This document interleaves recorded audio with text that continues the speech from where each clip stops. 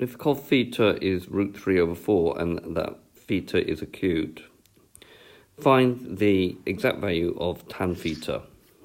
So we've got cos theta is root 3 over 4, and theta is between 0 and 90.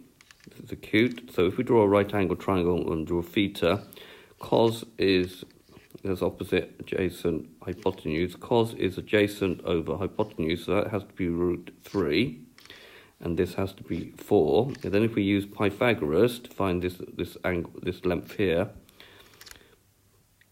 because tan is opposite over adjacent, so we need to know what the opposite side is. The opposite side will be 4 squared minus root 3 squared using Pythagoras' theorem. So that's going to be 16 minus 3, which is root 13. So this side is root 13. So tan theta is going to be root 13 over 3.